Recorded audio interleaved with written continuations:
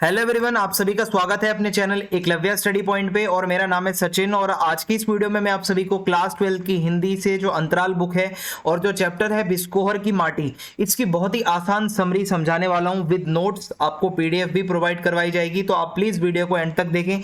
चलिए वीडियो को स्टार्ट करते हैं। आप सभी से रिक्वेस्ट है कि आप प्लीज मुझे इंस्टाग्राम पे जरूर फॉलो कर लें। अगर आपकी कोई भी क्वेरी हो तो आप मुझे मैसेज भेज सकते हैं। मेरा यूजर नेम आप सभी के सामने लिखा ही हुआ है। तो चलिए फिर आगे बढ़ते हैं। और आपको बताना चाहूंगा कि अगर आपको पीडीएफ डाउनलोड मारनी है नोट्स की, तो आप हमारे टेलीग्राम चैनल को ज्वाइन कर लो, क्लास 12 ईएसपी न्यू ग्रुप। जब आप ये पूरी वीडियो देख लेंगे तो आपको पीडीएफ प्रोवाइड करवा दी जाएगी टेलीग्राम ग्रुप में। इंट्रोडक्शन के साथ आज के इस चैप्टर को मैं शुरू करता हूं। तो आज जो हमारा पार्ट है बिस्कोहर की माटी, ये जो इसके लेखक हैं उनकी जो एक आत्मकथा थी, यानी कि एक किताब थी, उन्होंने जो आत्मकथा लिखी थी उसी में से जो उनकी आत्मकथा है उसका नाम था नंगात लाई। ठीक है, वहीं से ये एक चैप्टर लिया गया है, आपके सिलेबस में डाल दिया गया है। और इसमें क्या है कि प्रकृति के बारे में बताया गया है कि मनुष्य और प्रकृति का आपस में क्या कनेक्शन होता है वो बताया गया है। गांव का जीवन किस तरीके से होता है, ग्रामीण जीवन के बारे में भी बताया गया है। और गांव जो है इस पूरे चैप्टर में जो गांव का नाम है वो बिस्कोहर है। तो चैप्टर का नाम है बिस्कोहर की माटी, यानी कि बिस्कोहर एक गांव का नाम है। तो अब आपको समझ में आ रहा होगा। तो देखिए आज का जो पार्ट है उसमें लेखक अपने गांव तथा वहां का जो प्राकृतिक परिवेश होता है, रहन सहन होता है, वहां पे जो लाइफस्टाइल होती है, जो गांव में घरेलू उपचार करते हैं लोग, और गांव में माँ से जुड़ी कुछ बातें होती हैं, ये सारी चीजें हमें लेखक ने बताने का प्रयास किया है। और सबसे पहले जो मैं आपको कोइया के बारे में बताऊंगा, देखो समरी पढ़ा रहा हूं, टू द पॉइंट पढ़ाऊंगा, आपको बोर नहीं करूंगा पूरे बड़े बड़े पैराग्राफ पढ़ा के, सीधा कहानी के मेन पॉइंट्स बताऊंगा। क्योंकि आप भी जानते हो कि हिंदी हर कोई कम समय में ज्यादा समझना चाहता है, पूरा चैप्टर पढ़ने में कोई इंटरेस्टेड नहीं होता। तो आपको मेन मेन पॉइंट्स मिलेंगे जहां से क्वेश्चन बनते हैं। सो कोइया एक पुष्प होता है, एक फूल होता है, जल पुष्प है। ठीक है, इसको हम कुमुद या कोका बेले भी कहते हैं। तो इसके ये दो नाम भी हैं, याद रखना। शरद ऋतु में, सर्दियों के समय में जहां भी पानी इकट्ठा हो जाता है वहां पर कोइया का फूल उग जाता है। ये फोटो आप उसकी देख सकते हो। और शरद की चांदनी में कोइया की पत्तियां तथा मतलब उजली चांदनी एक जैसी लगती है। ये इतना वाइट होता है, ये चांद के जैसा ही चमकता है। और इस पुष्प की गंध यानी कि जो इसकी महक है वो बहुत मादक होती है, यानी कि बहुत खुशबूदार होती है। और लेखक के अनुसार, अब लेखक यहाँ पे बच्चे का माँ से संबंध कैसा होता है वो बताया जा रहा है। लेखक कहता है बच्चे का माँ से संबंध बहुत अच्छा होता है, माँ और बच्चे का रिलेशन ही सबसे बेस्ट होता है। बच्चा जन्म लेते ही माँ का दूध पीता है, सबसे प्रथम भोजन बच्चे का माँ का दूध ही होता है, और वो शिशु के लिए अमृत समान होता है। आप ये मान लो माँ का दूध यानी कि अमृत।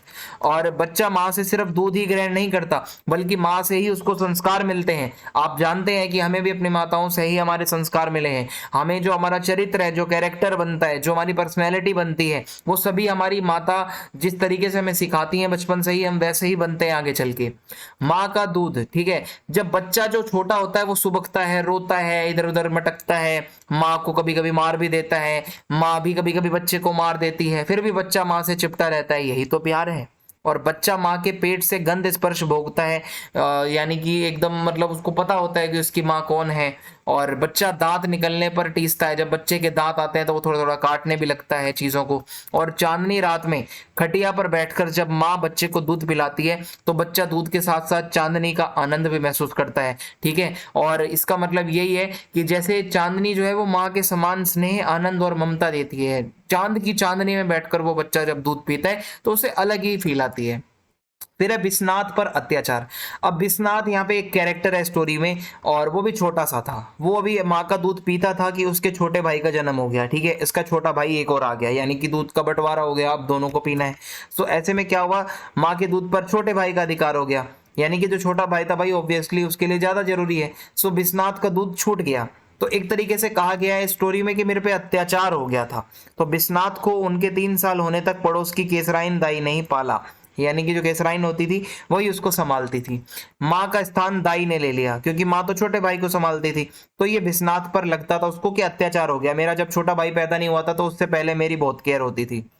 अब आगे बताया गया है दिलशाद गार्डन में बतख।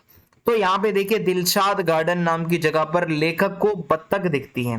ठीक है, और बत्तख दिखने के बाद बत्तख क्या करती है, अंडे देने के समय पानी छोड़कर जमीन पर आ जाती है। ठीक है, जब उसे अंडे देने होते हैं, वैसे तो बत्तख पानी में मिलेगी आपको, लेकिन यहाँ पे लेखक ने एक बत्तख को कई अंडे को सेते देखा।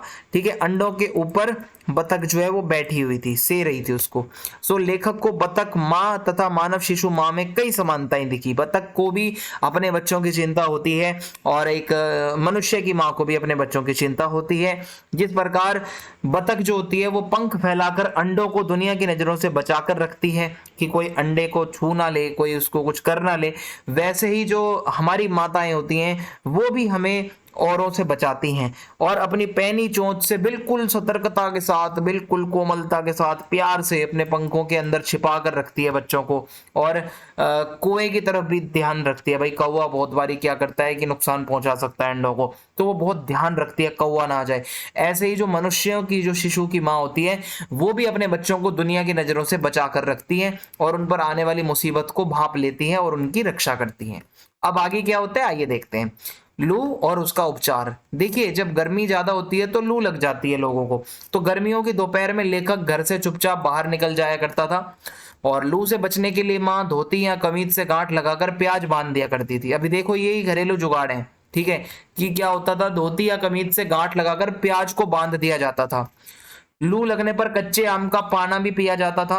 आम को भूनकर या उबालकर गुड़ या चीनी में उसका शरबत भी पिया जाता था। उसे देह में लेपा भी जाता था, शरीर पर नहाया भी जाता था, उससे सिर भी धोया जाता था। तो ये लू से बचने के उपचार हैं, ठीक है। अब है बिस्कोहर में बरसात।